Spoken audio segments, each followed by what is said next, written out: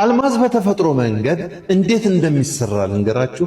አልማዝ የሚሰራው HPHT በሚባል ፕሮሰስ ነው። HPHT ማለት ሃይ ፕሬሸር ሃይ ቴምፕሬቸር ማለት ነው። አንድ አልማዝ ከመሆኑ በፊት 4 ደረጃዎችን ማለፍ ይኖርበታል። አንደኛ ከምድር በታች ከ300 እስከ 600 ኪሎ ሜትር ዝቅ ብሎ መቀመጥ። ሁለተኛ ከፍተኛ ሙቀት መታደል ከ1200 ዲግሪ ሴንቲግሬድ ቃጠሎ ውስጥ መቀመጥ። ሶስተኛ ከፍተኛ ጭነት ማግኘት። አራተኛ ለረጅም ጊዜ ውስጥ በእነዚህ ሁኔታዎች ውስጥ መቆየት። እንግዲህ አንድን የድንጋይ ከሰል ወስዳችሁ ከምድር በታች 600 ኪሎ ሜትር ብታወርዱት በ1200 ዲግሪ ሴንቲግሬድ ቃጠሎ ውስጥ ብታኖሩት በከፍተኛ ፕሬሸር ውስጥ ብታስቀምጡት እና ለረጅም ጊዜያት በዚህ ሁኔታ ውስጥ ብትተውት ከሰሉ አልማዝ ይሆናል። ከሰሉ ወደ ዳይመንድነት ይለወጣል።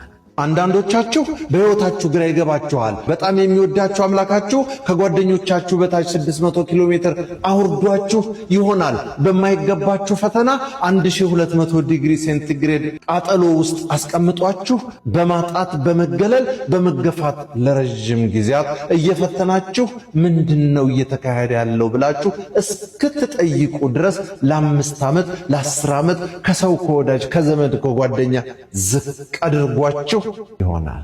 ምን ማለት ነው? የሚወደኝ አምላክ ይህን የሚፈቅደው ስትሉ አልማዝ አድርጎ ሊሰራችሁ፣ ውብ አድርጎ ሊሰራችሁ፣ የምታበሩ አድርጎ ሊያበጃችሁ፣ እንቁ ዳይመንድ አልማዝ ሊያደርጋችሁ ስላሰበ ነው። አልማዝ 7 ባህሪዎች አሉት። አንደኛ ጠንካራ ነው። ወስዳችሁ በድንጋይ ቀጥቅጡት፣ አይሰበርም። በሰይፍ ምቱት፣ አይሰነጠቅም። በመጋዝ ገዝግዙት፣ አይቆረጥም። በአልማዝ ግን ብረት ይቆረጣል። በአልማዝ ግን ሰይፍ ይቆረጣል። በአልማዝ ግን ድንጋይ ይፈርሳል።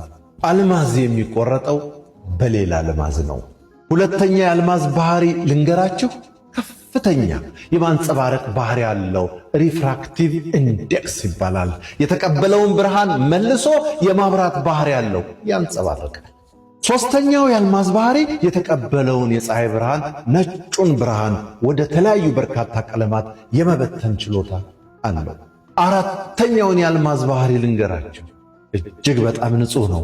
አልማዝ የሚታወቀው በንጹህነቱ ነው። አምስተኛው የተለየ ነው። የአልማዝ ባህሪው ይገርማል። አልማዝ በሳት አይቃጠልም። አንድ ቤት ውስጥ አልማዝ አለ እንበል። ያ አልማዝ ያለበት ቤት ሙሉ በሙሉ ቢቃጠል አልማዙ ምንም አይሆንም። ምንም በነበረው ቅርጹ በነበረው ንጽህናው እናገኘዋለን። በጣም የሚያስገርመኝን 6ኛውን የአልማዝን ባህሪ እንገራችሁ። ወርቅ ላይ አሲድ ድፉበት፣ ወርቁ ይበላሻል። አልማዝ ላይ አሲድ አፍስሱበት፣ ምንም አይሆንም፣ አይበላሽም። የመጨረሻውና 7ኛው የአልማዝ ባህሪ በጣም ውድ ነው። በጣም ውድ ነው።